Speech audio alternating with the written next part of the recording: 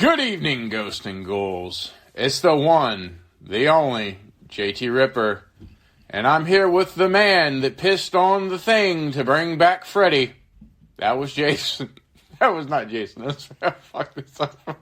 No, it was Jason. The dog's name was Jason. Oh, should we keep his? Yeah, the dog's name in part 3 that pissed on the thing that brought Freddy back, his name was Jason. Okay. I'm going to pretend like I knew that. The one, the only, Todd of Thunder. And you're listening to a horrible podcast. And today we're going to be going over our top 5 favorite ghost movies. Ghost! And we're not talking Patrick Swayze here, people. Nope, we're not talking about Casper. We're talking about horror ghost movies. Spooky. What's that? Spooky language. Yep, well, we're going to do our top 5, or we're going to do any honorable mentions. I don't have any honorable mentions. Okay. If you want to name some after we go over our list, that's why I waited till after last time. Okay. Well, I guess you want me to start with my number 5. Number 5. From 2013, The Conjuring. No shit. Yep, I have The Conjuring. Much like my how I started off my demon list with Insidious, I started it off with a fairly recent, within this decade type of movie, because I think it deserved it. The Conjuring gets a lot of hype, and rightfully so. I couldn't decide whether I wanted to put The Conjuring or The Conjuring 2, because I really like them both equal. But I decided to go with the first one because the first one got me a couple scenes. I don't usually get scared or jump or whatever at horror movies simply because I've watched enough of them to anticipate when something's going to happen. And The Conjuring actually got me a few times, even when I knew it was coming. So I got to give it props on that. And Ditto. It started a whole franchise. You know, it's based off of the Warrens' real-life ghost documented over, the 60s, 70s, 80s, and whatever. Yeah. So, I love The Conjuring. Some people might shit on it. I don't care. Goddamn them for spawning all these horrible ghost movies, though. Yeah. Conjuring number 5, man. Yeah, I thought about it, and I was like, do I want to go with Conjuring 2? Do I want to go with Conjuring? Abigail? Who is Abigail? Abigail? You mean Annabelle? Annabelle. Abigail. Who the fuck is Abigail? You know what happened was I was listening to fucking Motionless in White earlier, and I was listening to the song Abigail, and I said, that's yeah. And I was like, which one of these series, do I want to go with? So I went with Amityville Horror. I fucking love this movie. It kind of teeters on that, possession movie. It's based off of a real life story. Yep. Is it in your top 5? Yeah, it's on my list. I'll get to it here in a little bit. I'm not. Well, since it's up higher, I'm not going to really dive too much into it. It's the very first one is, to me, the best one in the whole franchise and the whole series because there's so many of these motherfuckers. It's unruly, and it's just one of those great movies. I can't remember the lead actor in it. He's known for like his comedic stuff these days. Slips in my mind. Anyway, he's fucking brilliant in this movie, and I just recently watched him on the series History of Horror, and he talks about his performance in it and how like serious he wanted to be in it and like how serious he actually took it, and it definitely shows through because you believe his fucking performance that this man loves his family, but by the end of it, he wants to fucking kill him. And the practical effects, it's definitely on par with like Poltergeist and Exorcist, but it just has that family element to where it makes you fucking relatable. So it makes it more horror. Yeah, his name is James Borland, by the way. There you go. In which I knew that, and I looked it up, and I'm mad at myself that I looked it up. Because Right. I should have trusted my instinct, because I'm smart. A lot of people don't remember that he was in this movie. Believe it or not. Really? Yeah, because he's more in he's in like comedy movies now. Oh, really? Well, Yeah. I'm more of a horror guy, so this is what I... Like, if you show me a picture of him, I'm immediately going to say I am into horror, you know? Well, I mean, yeah, that's us and everything, but, you know, he definitely puts on a one-of-a-kind performance. I'm not going to talk about it too much, but it's definitely one of those movies. If you haven't watched it, watch it. It's creepy as fuck. Yeah, and I'll elaborate when I get to it on my list, but... Okay. My number 4 is from 1982, and it's Poltergeist. Really? Yep. Poltergeist, a lot like Gremlins, a Steven Spielberg production, directed by the late, great Tobe Hooper. It's actually my number 4, too. Yeah, Poltergeist is the ultimate, man. It's scary, but it's fun at the same time. It's legitimately scary, but it also could be a gateway movie to get into more gorier stuff. But Yeah, it's definitely one of those movies, like, if you wanted to show, like, somebody something that's not too over the top or, you know, not too gory, but still scary, it's definitely a gateway horror movie. Like, you could easily, like, show this to a younger person or somebody that's really not into horror. And it's a good movie that mixes practical effects with special effects, and for some reason, the special effects in this movie look better than anything that came out today. So, you know. Well, just 80 movies in general just fucking knew what to do. Yeah, I don't know what it is, but like when I watch like the 80s Ghostbusters and I watch them, you know, like fire their little guns and whatever. Yeah. Like, it looks good. When I see it today, all I think of is CGI. Yeah. I don't know why that is.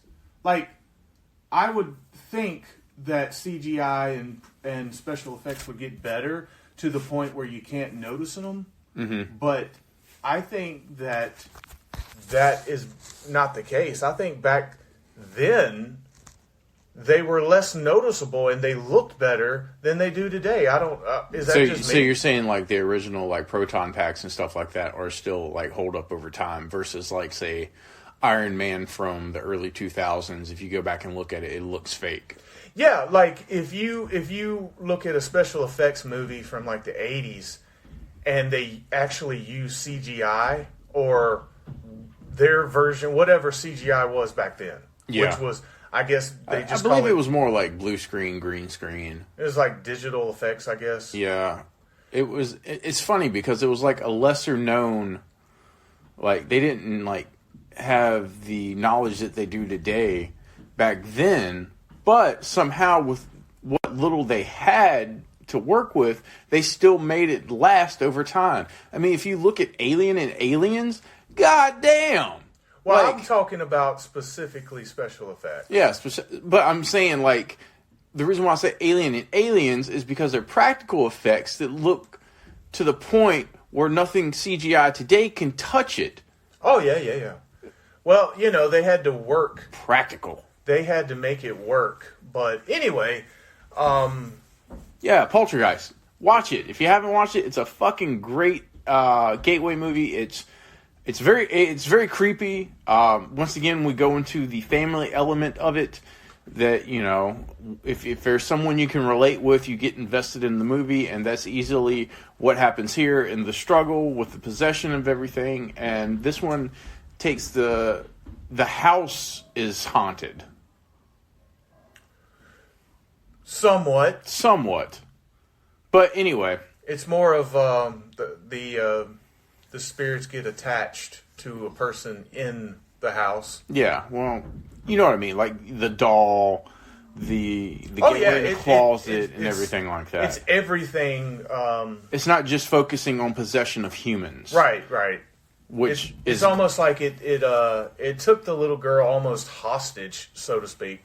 Yeah, and then, you know, you haven't really seen that because, like I said, with Amityville and Exorcist and stuff like that, you know, it's more focused on the possession of the person, not the possession of the person in things, which makes it more creepy in that aspect of why you run up the stairs when you cut the light off immediately.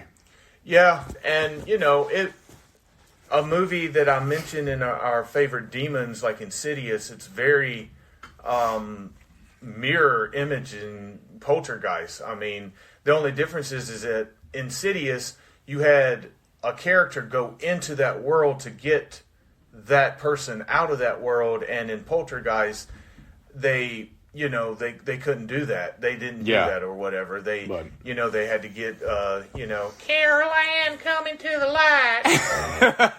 Yeah. Oh god, she's so creepy. Yeah, but that's my number 4, man. Poltergeist is awesome. All right, number 3. All right, my number 3 is what you I think you had it at number 5, which is Amityville Horror. Yeah. And for people that don't know about the Amityville Horror, let me read you a little description about the real life events that happened that inspired this book and eventually this movie. Series. Anthology. Yeah. Every fucking thing. Well, anyway, in 1974, Ronald Defoe Jr. fatally shot his mother, his father, his 2 brothers, and his 2 sisters in the Amityville, New York home, okay? Defoe first claimed to the cops that the murder had to be a mob hit because his father was into some shady shit, right? Yeah. But it didn't take long for cracks to form into, his story, and by the next day he had already confessed to killing his entire family, right? So when Defoe went on trial, his lawyer built this defense around a claim that he was insane and he became a killer because of demonic voices in his head, right? The jury did not buy it, and they convicted him in 1975. So he was found guilty on 6 counts of second-degree murder. He was sentenced to 6 sentences to 25 years of life apiece in 1975. Now, that is what the original massacre was. Now, about a year after the murders, a new family, George and Kathy Lentz, and their 3 kids moved into the Amityville home in December of 1975. And after only 28 days, the family fled the house, claiming to have been terrorized by demonic forces. And that is the story that we get for the Amityville Horror, which first was publicized in 1977 as a book based off of the Lentz's claims of paranormal experiences. And it led to controversies and lawsuits and all kinds of shit over the truthfulness of the whole thing. And later on, the movie followed in 1979 based off of the Lentz claims. And that's what we get with the first Amityville. Now, the second Amityville, the possession is more on the Defoe murders, but the original Amityville Horror is based off of that second family and their claims of paranormal activity and haunting and demonic forces and everything else in the house. That's a little bit of backstory to the whole kit and caboodle. And yeah, this movie is fucking brilliant. Everything about this movie, even if, it's either based off of the claims of the Lentz family, and of course it's a movie, so a lot of it is, glamorized and pushed over top a little bit more to sell better, but, anyway, it created something very, very awesome to talk about, to the point where the Warrens, who, I mentioned earlier, that was the, basis for the Conjuring movies about all their investigations. They even went and investigated and done an investigation in the Amityville Horror House. And Lorraine Warren, clearly said that there was some presence there that wasn't too friendly. So, regardless of whether you believe in it or not, I find it pretty interesting. And Oh yeah, the way love the the movie. Amityville Horror comes across, man. Even the remake with Ryan Reynolds was pretty good, but the original Amityville Horror from 1979 will always be one of my favorite demonic, ghost, haunted house, whatever category you want to put it in. It has something to do with the paranormal activity. Activities. And, it comes in at number 3 without a doubt. Absolutely. Like I said, I love that movie. And I'm going to jump into my number 3. Some people might not call this a ghost movie, but fuck you, it is. And that's 1980's The Fog. Oddly enough, that's my number 2, so I'll just elaborate off of what you say. All right, cool. So then we're both in agreement that this is a great ghost movie, but it borderlines on slasher. I mean, what's John Carpenter's The Fog is fucking great. You got Jamie Lee Curtis, Tom Atkins, just a slew of fucking all-star cast. Yeah, Janet Leigh's in this movie. What's her name that was married to Tommy Lee Wallace, played in Halloween? She played in Halloween. What's her name? Jeanette? Or... I don't know. No, that's Adria Barblue. She was the DJ. Nancy Loomis is who I'm thinking of. She played Annie in the Halloween movie. She also plays in The Fog as well. Yeah. Janet Leigh, who I mentioned earlier, is actually the mother of Jamie Lee Curtis, who also played in Alfred Hitchcock's Psycho. And of course, you mentioned Jamie Lee Curtis and Tom Atkins and Adriana Barblue. I can never say her name, but anyway, she plays the DJ in it. She's a very big a factor in the movie. And the guy that played Sheriff Brackett in Halloween plays in this movie as well. What's his name? What's his goddamn name? There he is. What does it say? Yo, mammy. Charles Cypress. There you go, Charles Cypress. Well, I just want to read something to the people that say this is not a supernatural movie. All right.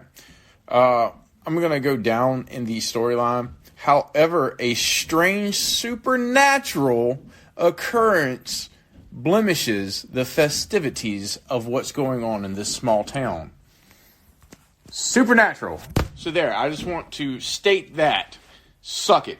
But now, do people argue that this is not a supernatural movie? Or yes. Or do they argue it's not a slasher movie? I hear more of it's not a slasher movie, honestly. I've heard it's more not a slasher movie, but I've also heard people say that it's not a ghost movie. It's a ghost supernatural slasher movie. Yeah. I totally agree. 100%. But, I'm not going to sit here and dwell on what people say about it. It is a fucking fantastic movie. Fantastic! Just one of those, creepy, yet again, everything, if you notice, we talk about, it has, feeling to it.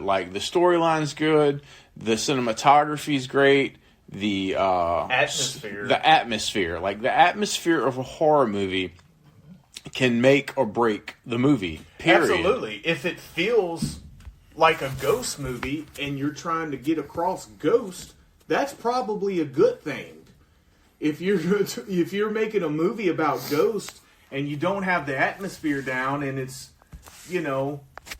it's not going to be as creepy, you know what I mean? If you don't have that misty look to it, if you don't have that dark feel to it, if you don't have the right score to set the mood, it's not going to work out. And The Fog is one of those movies, because John Carpenter is the greatest fucking horror director of all time. Absolutely. He's my favorite one of all time. And because of that, man, he knows how to put a movie together and get you to feel what he was doing. I mean, he's definitely the 80s, the late 70s or 80s answer to what Hitchcock was back in the day. So, right, I exactly. dig Exactly. Well, since that was my number 2, you go ahead with your number 2. All right. My number 2 is The Frighteners from '96. Oh, yeah? Oh, yeah. Directed by Peter Jackson. Michael J. Fox? Michael J. Fox is in this. Not Jamie Foxx or Jameson Fox or Jay Fox, but Michael Fox. Yeah. Arlie Ermy is in it. Oh, yeah. Not to mention Jeff Cobbs, which you might know from Reanimator. Jeffrey Combs. Combs, not Cobbs. Whatever. Corn on the combs. You got, Josh Austin? Was that The judge? Was he the judge? Yeah, he was the judge.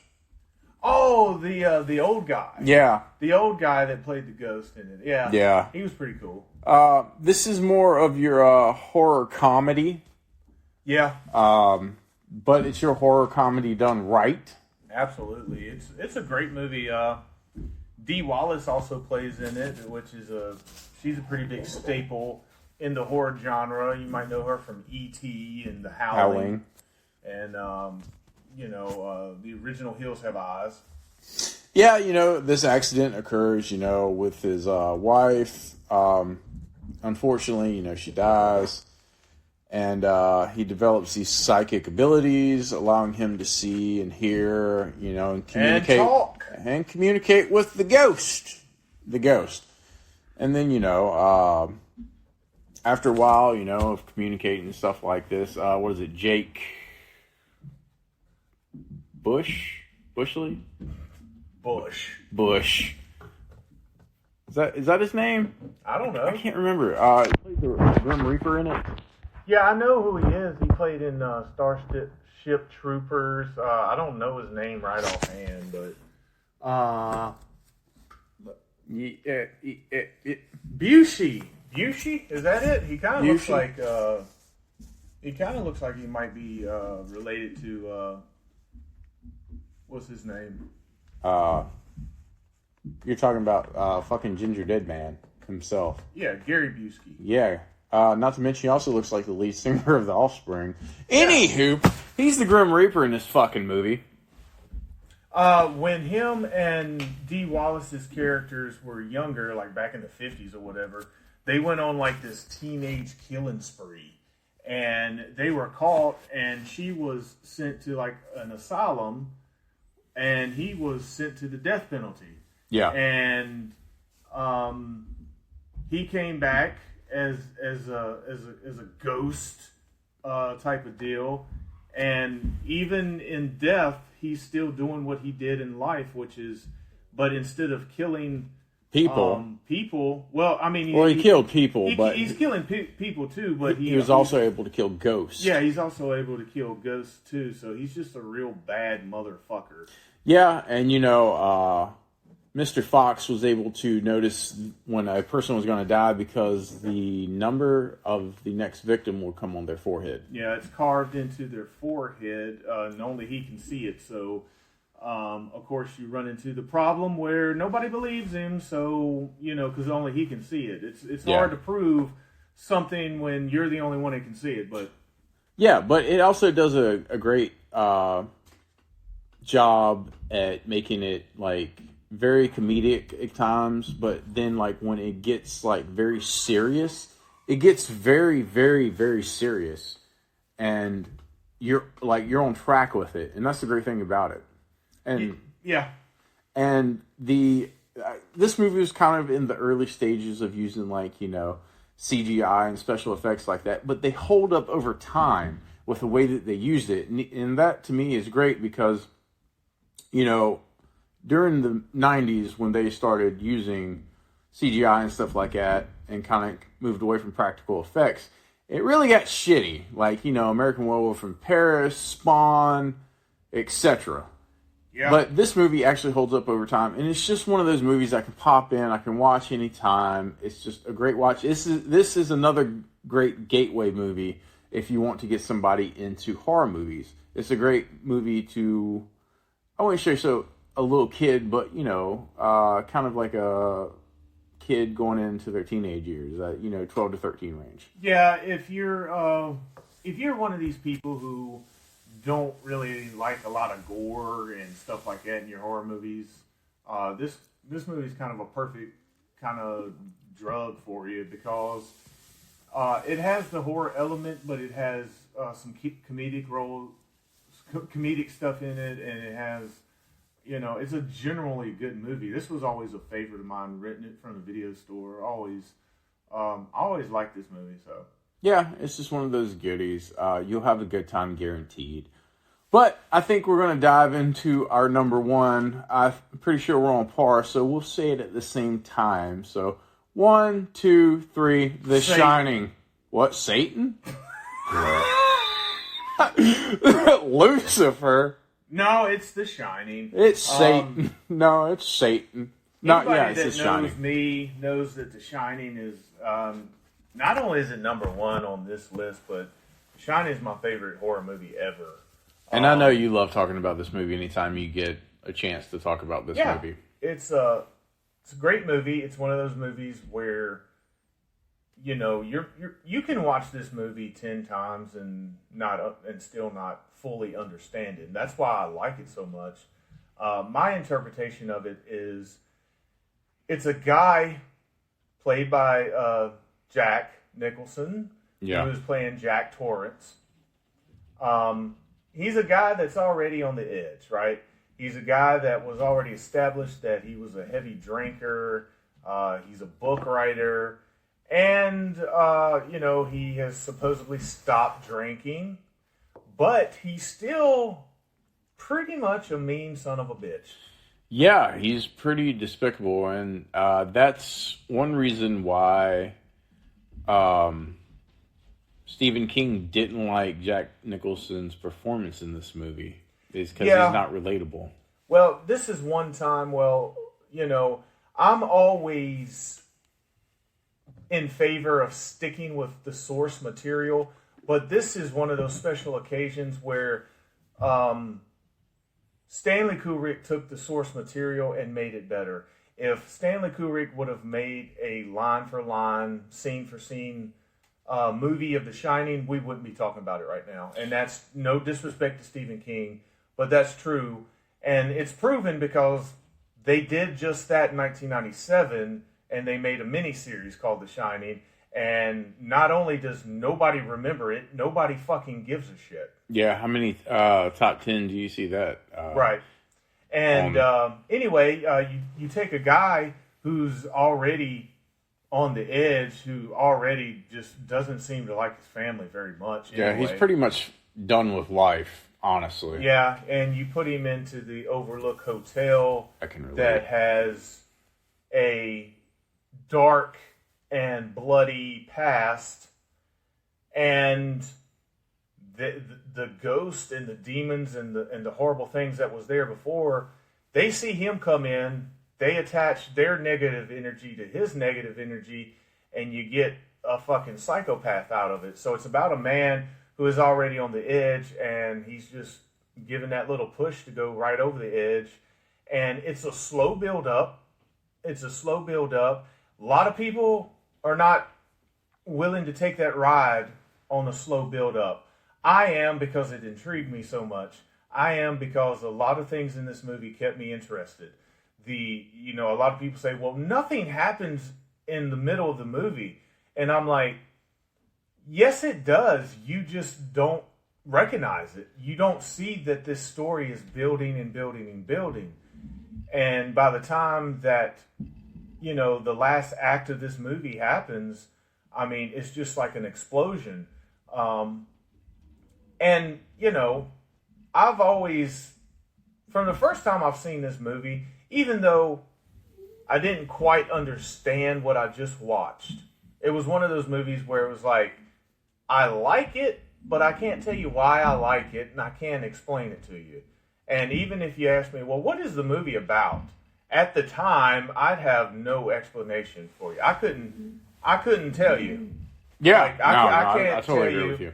I couldn't tell you if this was a ghost film, if it's a possession film, is it a madman film? I mean, what is it?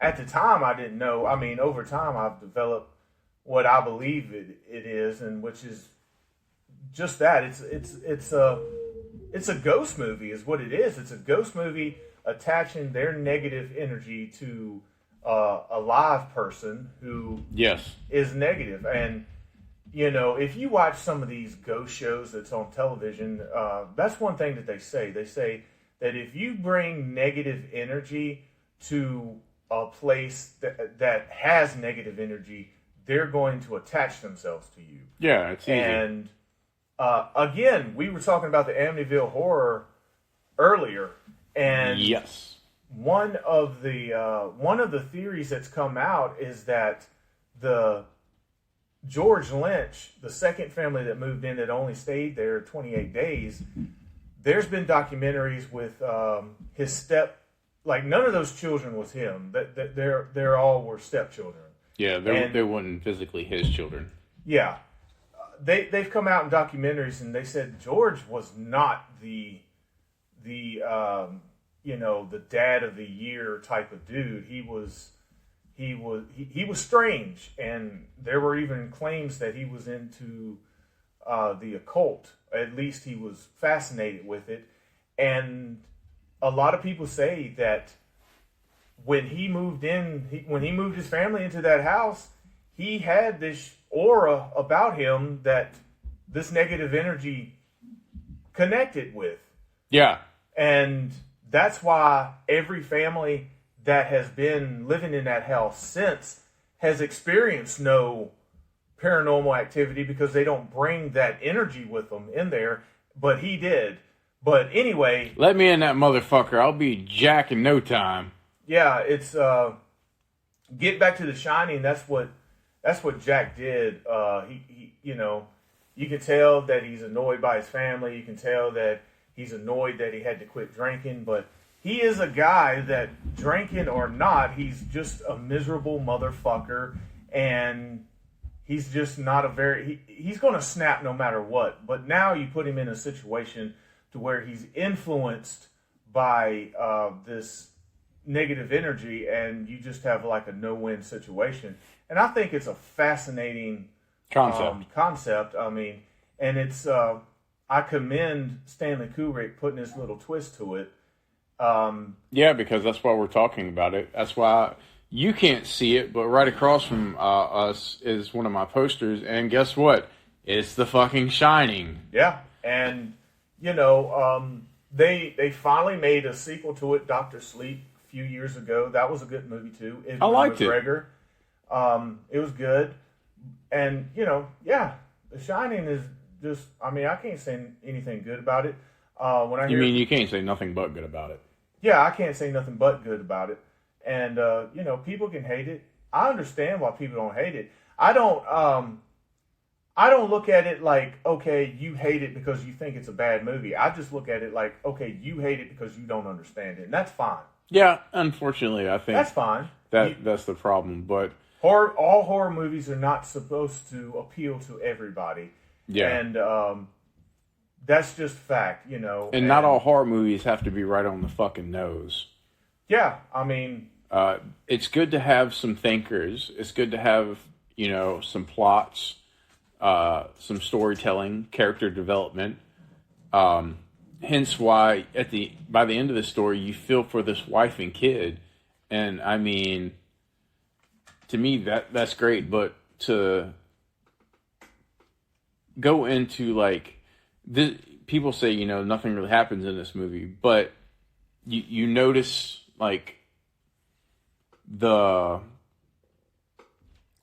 man just becoming this depressed entity, and he converts back to being, you know, the drinker, and then he becomes, you know, more obsessed with hating his family, and all he does is focus on the negative aspects of it, and to the point where, he goes after his family. Yeah, like I said, man, he's already annoyed with his family, and these evil, whatever's in that, presence, whatever you want to call it. Yeah, I feel like it's they're the supernatural. They're the ones getting into his head saying that, oh, well, the reason why you are miserable is because of this fucking family. Yeah, you're watching this man literally like decay in front of you. You're watching a man on edge slowly slip into madness, go insane. Yeah, yeah, and it's fascinating. And not to mention, like you were talking about, like the idea of not being in a big space, but they're in a hotel where you have plenty of room, but still feel small. Yeah, and I think Stephen King didn't like Jack Nicholson because from the very beginning, Jack Nicholson's not likable. Yeah, unfortunately. But it was designed to be that way. He's not supposed to be likable. No. He's not supposed to be likable. See, not every story needs a redemption. Not every former addict is going to turn their life around. Not every former drunk is going to get sober. It's a horror movie. Not every horror movie has a happy ending. Some people do horrible things. Because they're horrible people. Because they're horrible people. And no matter if they stop doing those horrible things, they're still horrible people, and they're not fun to be around. And Jack Nicholson was one of those characters where no matter what he did, he was always going to be a piece of shit motherfucker that, it's about him. He was a narcissist is what he is. Yeah, but it's all about me. This is my book. I'm moving into this hotel. I don't give a fuck if you want to or not. You stay where you at, and I'm going to write my book, and that's the deal. And, but that's to me, the fact of him the way he was made you feel for this family even more. Right. The whole deal was for you to feel for Wendy and Danny. Yeah. Those were the victims. Jack was never the victim. I mean, you say, oh, well, yeah, he was a victim because he, got taken advantage of. But no, he was a sorry motherfucker to begin with. So, no, that wasn't the case. Right. In the book, yeah, in the 97 miniseries, he started off, he was a good person, whatever, and then he got influenced, and, that was the story that you're trying to tell, like, oh, you feel bad for this person, but this was a different take on it. Not every character has to be redeemable or likable. Right. And that's why I love this movie. And the look and feel of this movie is iconic. Talk about, not like a lot of like over the top stuff or, a lot of gore, but it's still haunting. It's still scary. Like it's straight up atmosphere. The camera work in this, like the atmosphere is disturbing and unsettling. And it's got like these fucking weird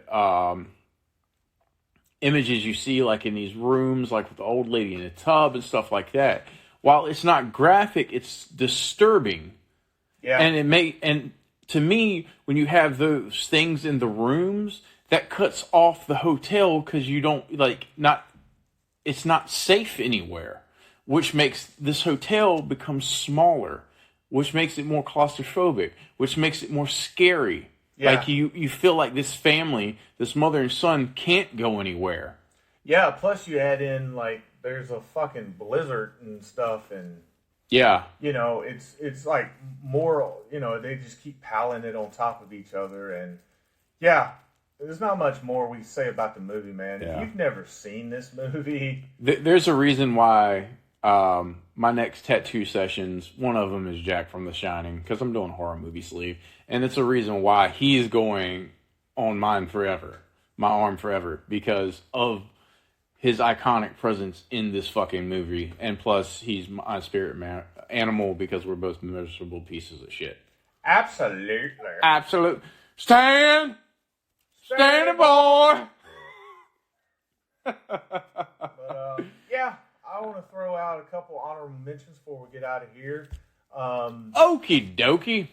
One is 13 Ghosts. I think that The remake. Yeah, the remake. I think that is a phenomenal movie. Such a great early 2000s movie. Yeah, another movie made around the same time is Ghost Ship. That's a fun one. Has probably one of the coolest openings in a horror movie where, the line comes down and cuts everybody. Yeah. That's pretty cool. And finally, I want to mention both the original and remake of House on Haunted Hill.